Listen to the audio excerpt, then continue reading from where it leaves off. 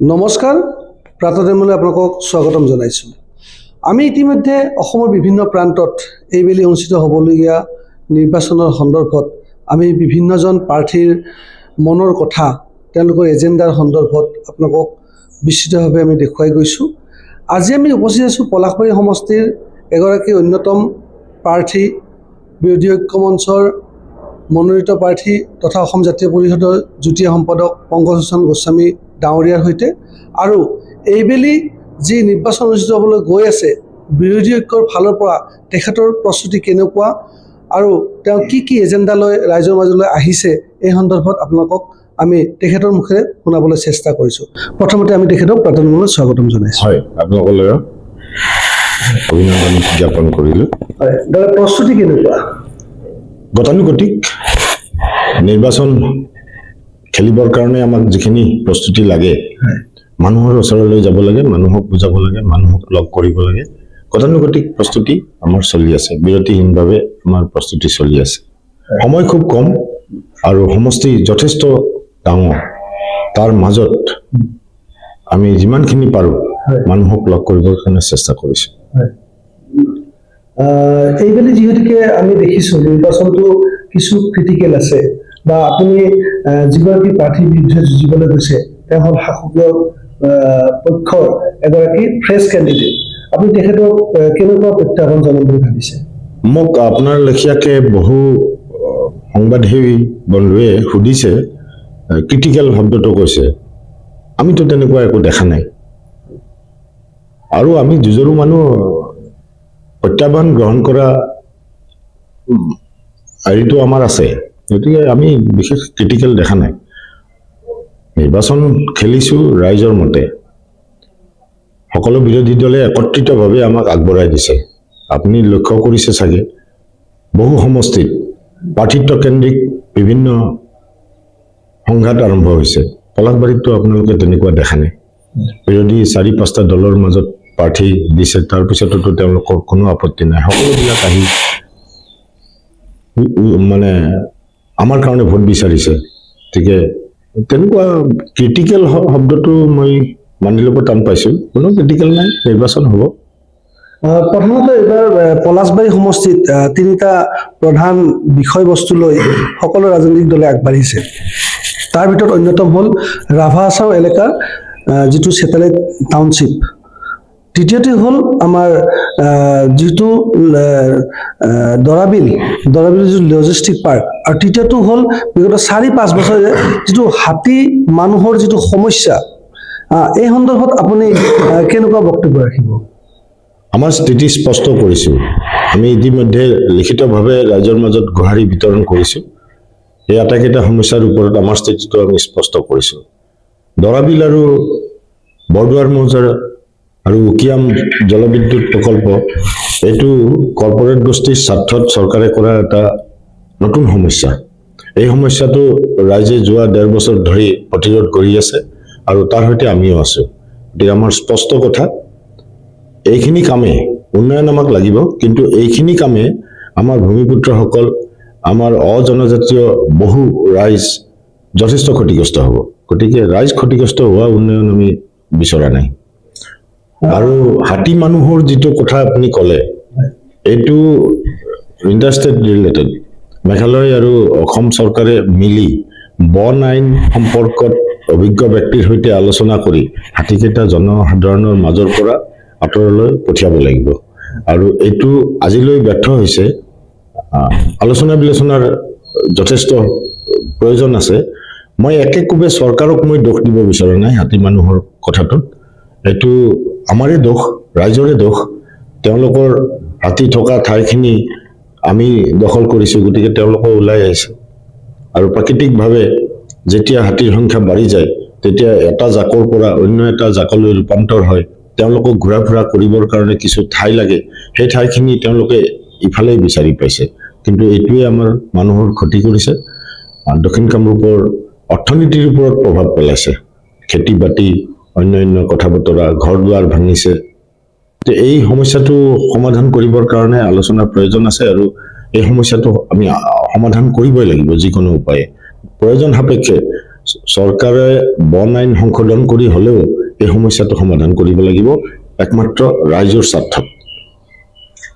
যিহেতুকে যি satellite city যাক লৈ বেছি বিতৰ্ক চলিছে পলাশবাৰীত, ইতিমধ্যে শাসকীয় পক্ষৰ পৰা তেওঁলোকে স্পষ্টীকৰণ দিছে যে কোনোপধ্যে ছেটেলাইট চিটি নহয়। এই সন্দৰ্ভত আপুনি কি ক'ব? আমিতো শুনা নাই। গোটেই বৰদুৱাৰ মৌজাৰ ৰাইজে কৈছে আপোনালোকে অধিসূচনা আপোনালোকে ছেটেলাইট চিটিৰ কাৰণে কৰিছিল। মুখ্যমন্ত্ৰী ডাঙৰীয়াই সংবাদমেল যোগে আৰু লিখিতভাৱে জনাই দিয়ক। বৰদুৱাৰ ৰাইজ সেইখিনিয়ে আশা কৰি আছিলে।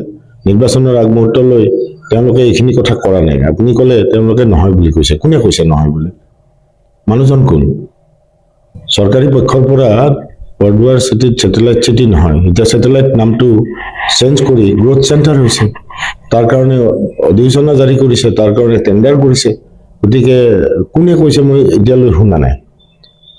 চৰকাৰে ক'ব লাগিলে মুখ্যমন্ত্ৰী ডাঙৰীয়াই ক'ব লাগিব। তেখেতৰ মুখততো তেনেকুৱা কথা শুনা নাই।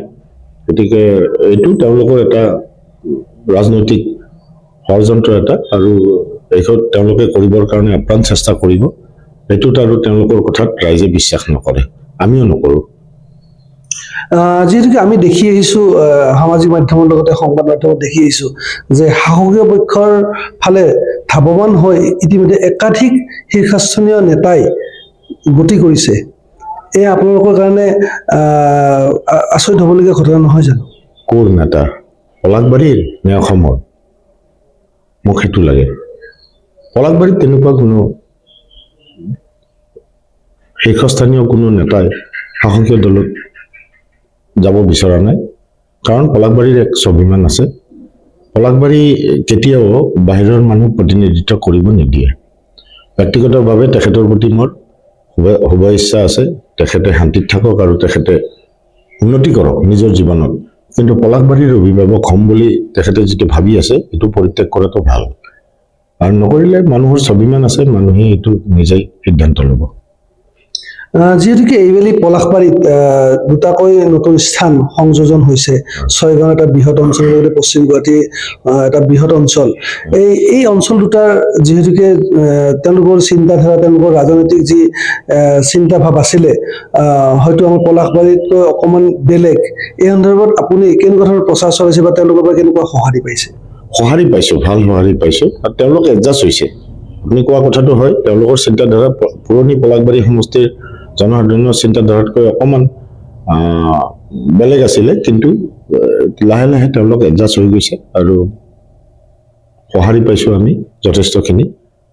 আমি যিখিনি সমস্যাৰ কথা কৈছোঁ সেইখিনিৰ সৈতে তেখেতসকলেও একমত। সৰ্বসাধাৰণ ৰাইজৰ প্ৰাথমিক যিবিলাক প্ৰয়োজন সেইবিলাকৰ সলনি এক নতুন নতুন আঁচনি, নতুন নতুন কথা বতৰাৰে মানুহক বিভ্ৰান্ত কৰা চৰকাৰৰ যিটো ৰাজনীতি, এই ৰাজনীতিটো তেওঁলোকো অতিষ্ঠ হৈছে। আৰু 4 তাৰিখে আপোনালোকে গম পাব, 4 তাৰিখে গম পাব। সেইকাৰণে মই কৈছোঁ আমি খুব সুন্দৰকৈ ৰাইজৰ মাজত আমি কাম কাজ কৰি আছোঁ। ৰাইজৰ সঁহাৰি আমি পাইছোঁ। তেনেকুৱা বিশেষ আমি এই নিৰ্বাচনটো জোৰদাৰ কিবা নিৰ্বাচন হ'ব বুলি আমি ভবা নাই। আৰু শাসকীয় পক্ষই কৰা প্ৰাৰ্থিত্বকেন্দ্ৰিক ভুলটোৰ কাৰণে সমষ্টিবাসী ৰাইজে এইবাৰ তেখেতসকলক প্ৰত্যাখ্যান কৰিব। আছে তেখেতসকলৰ যথেষ্ট সমৰ্থক আছে। ভাৰতীয় জনতা পাৰ্টীৰ আদৰ্শত থকা বহু মানুহ আছে। কিছুমানে সা সুবিধাৰ কাৰণেও গৈছে। শাসকীয় দলত থাকিলে নিজৰ সা সুবিধা পাব, তেনেকুৱা ভাৱতো বহু মানুহ গৈছে। কিন্তু এই দলটোৰ বহুত পুৰণি নিষ্ঠাবান কৰ্মীও আছে। তেখেতসকলেও মনত বেজাৰ পাইছে। গতিকে এই কথাটো আমি ৰাইজৰ মাজত ঘূৰিয়ে গম পাইছোঁ। গতিকে কি ক'ম, এই দলটোৰে অটল বিহাৰী বাজপেয়ীক আমিতো শ্ৰদ্ধা কৰোঁ, মুৰলী মনোহৰ যোশীক আমিতো শ্ৰদ্ধা কৰোঁ। কিন্তু পবিত্ৰ সদনত দাড়ি কমা নোহোৱাকৈ বিপ্লৱ শৰ্মা কমিটিৰ প্ৰতিবেদন গ্ৰহণ কৰা হ'ব বুলি কৈ সেই প্ৰতিবেদন ক'ত আছে বা কেন্দ্ৰীয় চৰকাৰৰ প্ৰতিনিধিয়ে চাইন নকৰি ডাষ্টবিনত পেলাই ৰখা কথাটো অসমৰ ৰাইজে নাজানে নেকি? যিমানে তেওঁলোকে সস্তীয়া আঁচনি, সস্তীয়া কথা বতৰাৰে মানুহক ভুলাব চেষ্টা নকৰক কিয়, মানুহে নাপাহৰে এইবিলাক কথা। যিহেতুকে পলাশবাৰী সমষ্টিখনত বিভিন্ন শ্ৰেণীৰ ব্যক্তি আছে, যেনেকৈ ধৰক আমি চাব গ'লে আমাৰ ইয়াতে মুছলিম, হিন্দু বা মাৰোৱাৰী সম্প্ৰদায়কে ধৰি বিহাৰী সম্প্ৰদায়কে ধৰি বিভিন্নজন আছে। তেওঁলোকৰ লগত আপোনাৰ কেনেকুৱা ধৰণৰ যোগাযোগ আছে, আপোনাক তেওঁলোকে কেনেকুৱা ধৰণৰ বিশ্বাসত ল'ব পাৰিছে? পলাশবাৰী সমষ্টিত সাম্প্ৰদায়িক চিন্তা ভাৱনাৰ মানুহ খুব বহুত কম আছে। চেষ্টা কৰা হৈছে সাম্প্ৰদায়িক এটা বাতাবৰণ সৃষ্টি কৰিবৰ কাৰণে, কিন্তু পলাশবাৰী সমষ্টিত আগৰ পৰাই এনেকুৱা ধৰণৰ যে মই মাৰোৱাৰী, মই বিহাৰী, মই বেংগলী, মই মুছলিম, এনেকুৱা চিন্তাধাৰাৰ মানুহ পলাশবাৰী সমষ্টিত আগতে নাছিলে। এই চৰকাৰখন অহাৰ পিছত কিছু সংখ্যকে এনেকুৱা বাতাবৰণ এটা সৃষ্টি কৰিব বিচাৰিছে, কিন্তু মানুহে জোৰদাৰভাৱে তাক প্ৰত্যাখ্যান কৰিছে। তাত তেওঁলোক সফল হ'ব পৰা নাই আৰু পলাশবাৰীত নোৱাৰে। স্বাভিমানী পলাশবাৰীৰ ৰাইজ চবে নিজৰ ঠাইখনক ভাল পায়, চবে নিজৰ অঞ্চলটোক ভাল পায় আৰু চবে পলাশবাৰীৰ উন্নতি হোৱাটো বিচাৰে। কিন্তু এনেকে নহয়, সাম্প্ৰদায়িকভাৱে কথা বতৰা পাতি পলাশবাৰীৰ উন্নয়ন কোনেও নিবিচাৰে, মিলাপ্ৰীতিৰে বিচাৰে। সকলোৰে মাজত মিলাপ্ৰীতি থাকিব লাগে। আজি বিজয়নগৰ মাৰোৱাৰী সম্প্ৰদায়ৰ এটা প্ৰধান ঘাটি, তেখেতসকলৰ মাজত আমাৰ প্ৰতি বা আমাৰ ওচৰ চুবুৰীয়া গাঁওসমূহৰ প্ৰতি তেখেতসকলে নিজৰ দায়িত্ব পালন কৰি আহিছে। তেখেতসকলৰ বিভিন্ন স্বেচ্ছাসেৱী অনুষ্ঠান, বানপানী আহিলে ওচৰত বিপদত পৰা মানুহখিনিক তেখেতসকলে গৈ খবৰ লৈছে। কিবা এটা প্ৰাকৃতিক দুৰ্যোগ হ'লে তেখেতসকলৰ ডেকাবিলাকে ওলাই আহি ঘৰৰ পৰা ওলাই আহি, মহিলাবিলাকে ঘৰৰ পৰা ওলাই আহি অন্য মানুহক সহায় কৰিছে। এইবিলাক আমি চকুৰ আগত দেখি আছো। গতিকে সম্পৰ্ক আমাৰ ভাল, আটাইৰে সৈতে সম্পৰ্ক ভাল। মতাদৰ্শ থাকিব পাৰে কাৰোবাৰ, মই জাতীয়তাবাদত বিশ্বাস কৰোঁ, কোনোবাই জাতীয়তাবাদ বিশ্বাস নকৰিব পাৰে। কংগ্ৰেছ আমাৰ সহযোগী দল, তেখেতসকলৰ সৈতে আমাৰ মিত্ৰতা আছে, গতিকে আমাৰ প্ৰতি তেখেতসকলৰ সমৰ্থন আছে। আৰু এটা কথা কৈ দিম ৰাইজক আপোনাৰ জৰিয়তে, মই যোৱাকালি শুনিলোঁ কোনোবাই এক নিকৃষ্ট প্ৰচাৰ চলাইছে। এইটো শাসকীয় পক্ষৰ শিবিৰৰ পৰা ওলাইছে, কাৰণ তেওঁলোকৰ মুখতে এনেকুৱা কথা হয়। মই নিৰ্ভৰযোগ্যভাৱে গম পাইছোঁ যে আমাৰ সৈতে হেনো কেৱল মুছলিম মানুহখিনি আছে। কিন্তু আপোনালোকে কালি লক্ষ্য কৰিছে বিজয়নগৰত যিখন মিটিং হৈছে, তাতে মুছলিম মানুহৰ ওচৰতেই মিটিংখন হৈছে, কিন্তু তাত মাৰোৱাৰী, বিহাৰী, বেংগলী আটাইখিনি মানুহ উবৰি খাই পৰিছে। গতিকে তেওঁলোকে আমাক এই যে মিয়াৰ দালাল, অন্য কিবা সাম্প্ৰদায়িক কথা বতৰাৰে আমাক জড়িত কৰিব বিচাৰে, হতাশাত কৰে। তেওঁলোক হতাশ হৈছে আৰু সেই হতাশাত তেনেকুৱা ধৰণৰ প্ৰচাৰ কৰে। বহুত চেষ্টা কৰিছিল পলাশবাৰীতো সাম্প্ৰদায়িক বাতাবৰণ সৃষ্টি কৰিবৰ কাৰণে, কিন্তু নোৱাৰিলে। যিহেতুকে পলাশবাৰী কংগ্ৰেছৰ এটা ভেটি আছে, কিন্তু পলাশবাৰী কংগ্ৰেছৰ এটা দুৰ্নাম আছিলে যে তেওঁলোকৰ চিপৰাঙৰ ৰাজনীতি চলে। এইবেলি কিন্তু আমি কিছু ব্যতিক্ৰম যেন আমিও অনুভৱ কৰিছোঁ, বা আপুনি কেনেকুৱা দেখিছে? আপোনাৰ লগত তেওঁলোকৰ সঁহাৰি কেনেকুৱা পাইছে? মই তেখেতসকলক শ্ৰদ্ধা জনাইছোঁ এইকাৰণে, আগৰ যিটো কথা আপুনি ক'লে এইটো আগত থাকিব পাৰে, কিন্তু বৰ্তমান তেনেকুৱা কোনো পৰিৱেশ নাই। এতিয়া কংগ্ৰেছত নতুন নতুন মুখ আহিছে, ডেকা ল'ৰাবিলাকে কংগ্ৰেছত আহি কাম কৰিছে। তেখেতসকলৰ লক্ষ্য ভাৰতীয় জনতা পাৰ্টীৰ বিপৰীতে জনসাধাৰণক সংগঠিত কৰা। আৰু 5জন নে 6জন মানুহে সদস্যই, কংগ্ৰেছৰ সদস্যই তেওঁলোকৰ দলৰ পৰা পলাশবাৰীত টিকেট বিচাৰিছিল। টিকেট মিত্ৰতাৰ খাতিৰত জাতীয় পৰিষদক দিলে।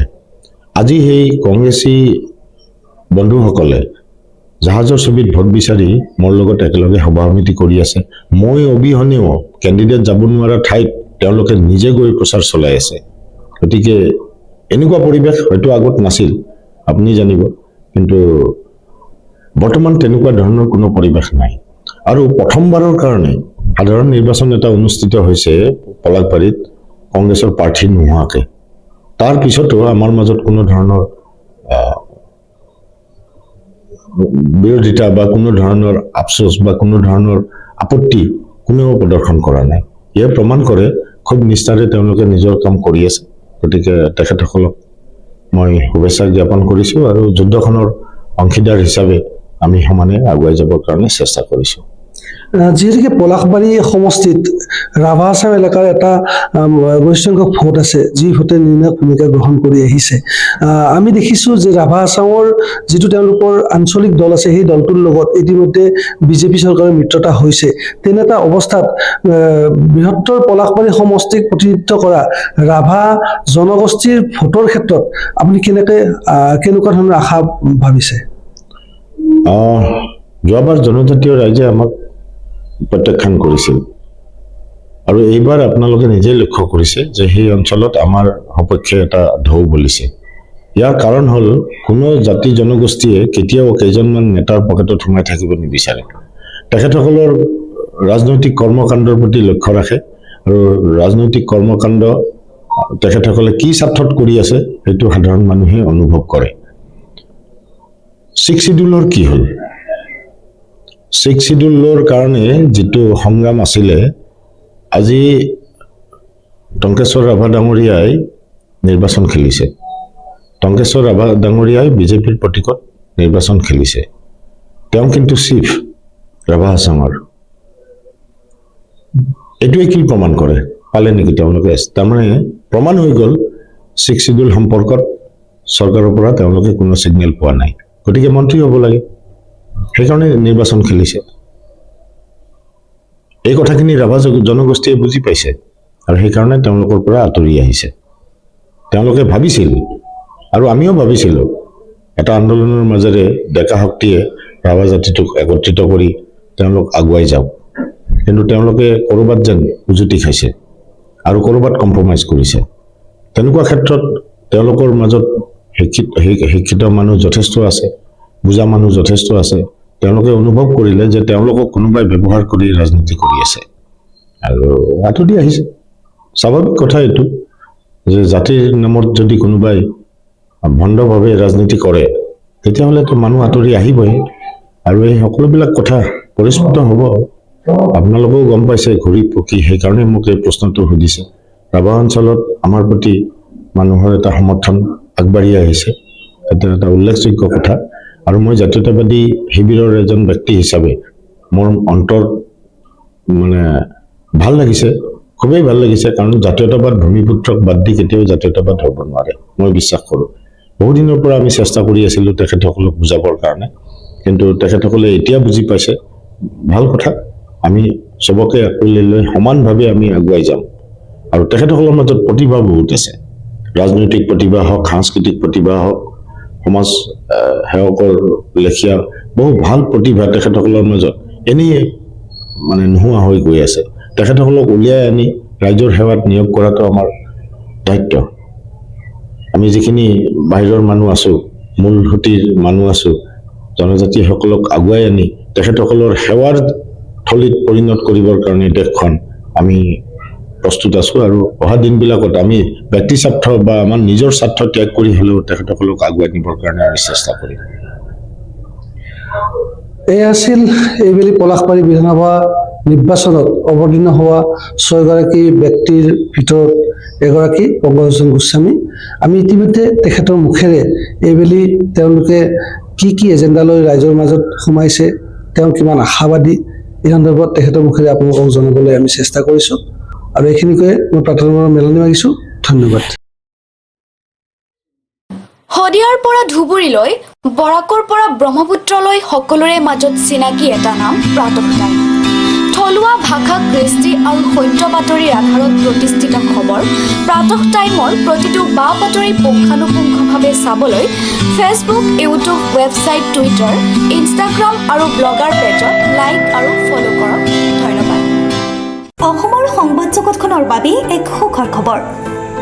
আপোচবিহীন ৰাইজৰ কণ্ঠ সাপ্তাহিক কবচ পুনৰ এবাৰ অসমৰ ৰাইজৰ মাজলৈ।